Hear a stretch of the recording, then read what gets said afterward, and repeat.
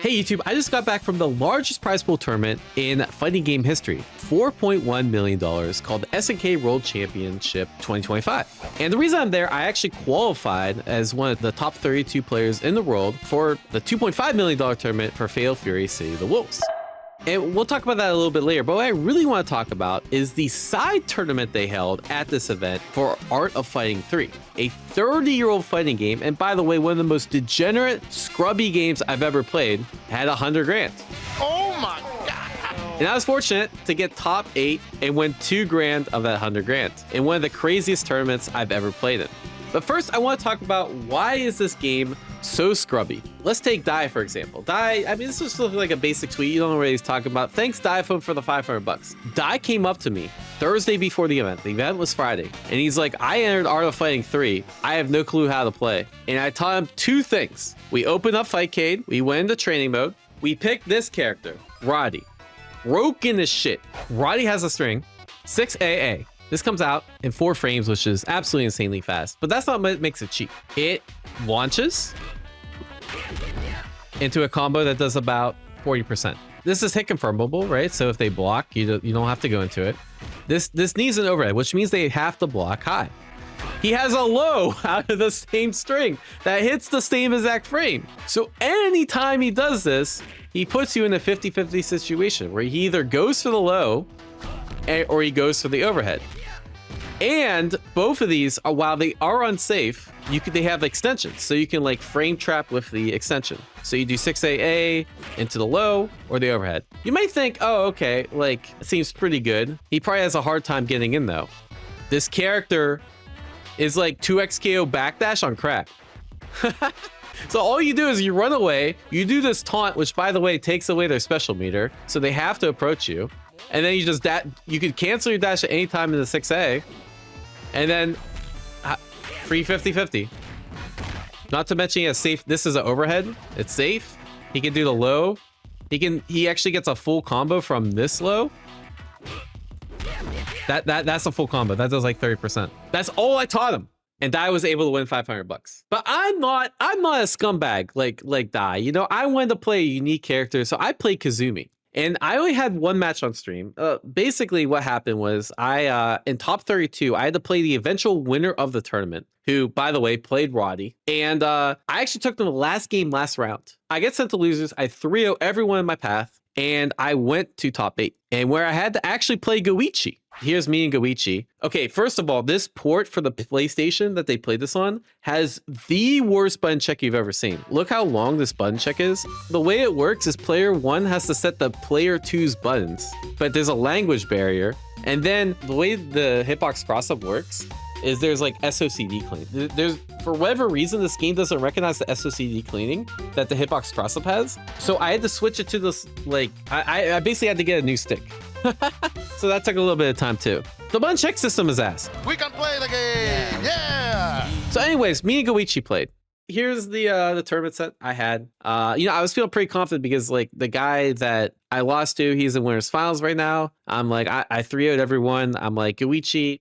However, Lenny, I think the tier list for this game, according to most top players, it's like Lenny, then Rody. It's like really close. It's like Lenny, Rody. And then there's this character Weiler, who is actually banned, by the way. So they didn't ban the best character. They banned the boss character, who's not even the best character in the game. Don't get me started about that. He basically just mashed his jab the whole time, and he's like really scrubby, but he's not even that good. And then Kazumi's down there with like characters like Wang and Rio, and like Kazumi I think is pretty overrated. I was the only Kazumi in top 8, but she's really scrubby, but she's like hard execution. So the one thing I'll probably do a lot is she has this counter. It's her 4C, and it's basically like the best counter I've ever seen in a fighting game. It's like active throughout the whole thing. Yeah, this thing right here. It's so fast that like during this dash that she's doing, it will counter any strike and grant you a knockdown.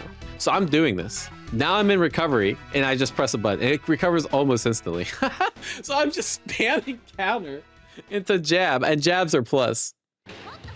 I run away, I taunt.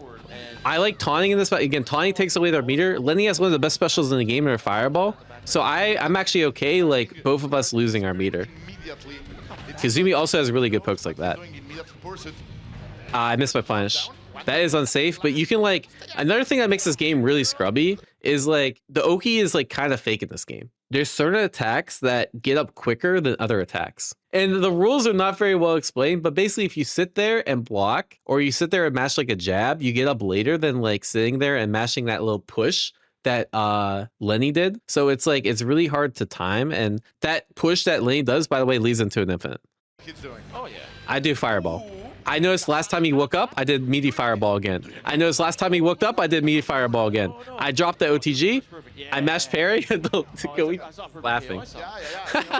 Also, the reason why we all look constipated is the knockdown system in this game, you have to mash like crazy. Like, you literally, wow. He's like, what just happened? Do you think this hit cross up or same side? A question for the chat, does this hit cross up or same side? Cross up, same side, same side. Yeah, it's unblockable. So basically, if I do the counter close enough, this punch comes out, it's literally unblockable. See, I did. Oh no, my counter didn't work there. That's an overhead, by the way. Oh, the combos are really hard on Lenny, so I kept dropping them. So I was trying to go for an easier combo, and then I dropped the easy combo. I go for that's an overhead again. Oh, then I dropped my. The execution in this game is actually quite demanding, because if you miss like a dash pursuit's like when you hit them off the ground. It's really good. You want to do pursuits a lot because they how do I put it? Oh, I do counter again. Oh, I missed my pursuit. Yeah, sometimes sometimes so this game's so jank, sometimes you can hit them off the counter and sometimes you can't. And I don't understand fully when you can and when you can't. Oh, I dropped my combo again. Oh look, I got infinite! Oh my god! Dirty, man. Stop funny, Goichi! Stop laughing! But yeah, so like if I was to get better at this game, I think the next thing I have to do is I have to lab out when I get guaranteed pursuits and when I can't. Because I knew I couldn't get it there. I should have done like a fireball. Oh yeah, you can whiff cancel normals. All right, what's the mix? Oh, I messed up there. I don't know what I tried actually. Oh. Shit! Okay. Goichi, give me some respect. What made you pick Kazumi over Rody? Well, you'll see. So I got baited. So there's a wiki for this game, Art of AO3 wiki. Here's what I did. I scrolled down. I went to FAQ. Okay, here's a few tier lists, right? And then I saw a tier list. So I'm like, okay, God tier? God tier? Sign me up. But it turns out all these tier lists are wrong. Because like people weren't really like playing the game like sweaty back then. So yeah, the tier list is like pretty misleading. Oh, I need to talk about this. Wang 2P. When he's on player 2 side, let me just search unblockable. Yeah. 6-4 AC, this move right here. The way this works is this move right here, command grab. However, it's blockable if you're player 1, but if you're player 2, this is unblockable. It's not player 2 side, it's literally the port you are in. So if your health bar is on the right, this is unblockable. So what this Wang, none of us knew this at the tournament. So what this Wang player would do, including against Dai, the Wang player asked for player 2 side and Dai was like, okay. He didn't know any better. Anyways, back to the match. Again, everybody. I need a better mix up after my plus on block move. Yeah, that's plus. So one thing I really don't like about the Lenny matchup is for some reason, Kazumi combos are very, very hard on Lenny specifically. I don't know why, but they just drop all the time. But against other characters, they work like really consistently. Yeah. Shoutouts to old jank. I'm taunting. I run away. I run away. I need to threaten my pokes and run away because I want him not to have fireball because fireball is so good. And then I just spam counter. And then yeah, again, another issue Kazumi has is like if you call out mashing, you don't really get that much damage. Oh, I did the combo. Oh, that shit is so sick. Yep. Oh. Not fast enough for the person, kid. So I don't think if oh, I thought I could kill. Yep. Okay. Goichi's still laughing. Damn, I respect it. Oh, nice. Oh, I dropped my combo. Yeah, that would work on other characters. So I don't know if this Kazumi champ's actually that good in the Lenny. I might need to learn like Wang. Like if I run this back next year, I might like learn Wang or someone else. Oh, see, it's so hard. I keep dropping the same combo. And so I got tilted. That was a full screen overhead. I don't know why I was doing that. And so I was like, fuck it. It's time for the Rody. I spent all my time mainly learning Kazumi, but I learned Rody because I'm like, this character is broke and my Rody's been doing better. But I'm like, I want to enjoy myself. I want to try some like Kazumi and like knowledge check people, right? And I figure more people know the Rody matchup than they know Kazumi. And so I'm just doing this shit. We're trying to both play lame. That's fine. His strategy is like, let me go to the corner because Roddy's stuff doesn't work very well in the corner, right? Okay, we back away, we back away, we back away. This is peak gameplay, by the way. Again, this is a $1,000 money match, first to one. Oh, I could have got a full combo. I could have killed him there. I missed the hit confirm because I'm a bitch, I guess. Yep, and then I get that. Oh, he got the infinite. Ah! This character's broke. And so we're just like, again, we're playing for $1,000. Even Goichi stopped laughing. Hey. Oh, I tried to bait it. All right. Back away. Yep. Spam some 5B. Oh no, that's a good jab. I should have waited. If I just blocked that overhead, I would have been good. But I thought he wasn't going to cancel it. And then that was just a good block. Oh, Goichi's too clutch. I haven't busted out of that low.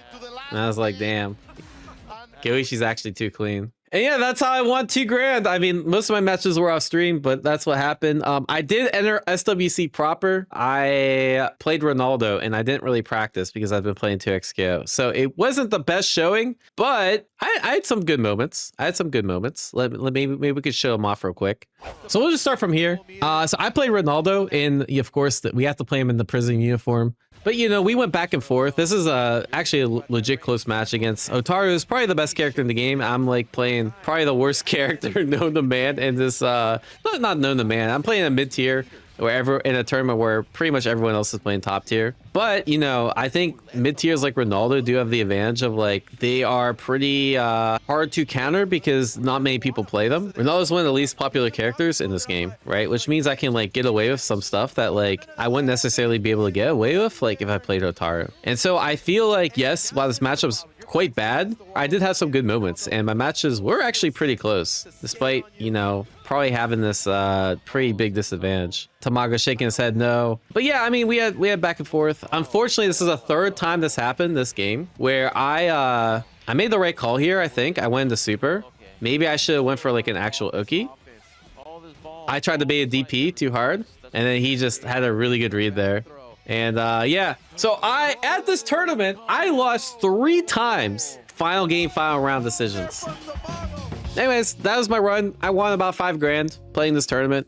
It was pretty cool. They're gonna run it next year. I'm still debating if I want to join. I think I have the skills. I think if I pick a better character, I will do better. But also I need to train more. And there's a lot of self-reflections I had during this tournament. It's like, how do I get better? And I think really it comes down to, you know, obviously not traveling to play a mid-tier. Like, even though I might really like the character, I should have like a character I really like and a character that I think is really strong and play them both, right? Kind of like what Goichi did in this tournament where he played Marco and he played Kind. But there's also like a lot of improvements I can make to like my training routine and making sure I get the most out of my practice. And like, I think I need to form like a collective of players around me that can like help level up. And I need to like actually put time into that. I think there's also like, you know, mental work and other things outside the game, like physical fitness, nutrition, etc., that I can like optimize more. But more to come on that. Yeah, I have a lot of things I know I need to work on and I will talk about them if they show results. But yeah, that's the end of the video. I guess I did want to talk about one other thing. We should probably talk about the winner of Art of Fighting 3 because I am going to brand this as an Art of Fighting 3 video. All right, so let me talk about the 2 competitors while we get into our final match. Arcade Games California is actually known as Ikigai Anon. So in this Fightcade app that I use to practice, if you go to the rankings, he is the second highest player, basically the highest placing American in the rankings with 428 hours into this game. Probably has more hours of Art of Fighting 3 than anyone else in the world. And I played him a lot. So I played Ikigai. Ikigai Anon was literally my main training partner. But you see here, like I played him for an hour on So like the Sunday before the event, I probably played him like 3 or 4 hours. Yeah, I just go in the lobby, he kicked my ass, but I learned the game from him because I just steal all his strategies and like start implementing them. So he like actually powered leveled me because without those like 4 hours of practice, I wouldn't be nearly as good. So shout outs to Ikigai Anon, aka Arcade Games California. And actually, the last time I played him was like right before the event, and he literally said, "I can't teach you anymore because you'll become a serious threat." Anyways, he made grand finals, and then so is the guy I lost to in winners top 32. Again, the guy I also lost to last hit, last pixel.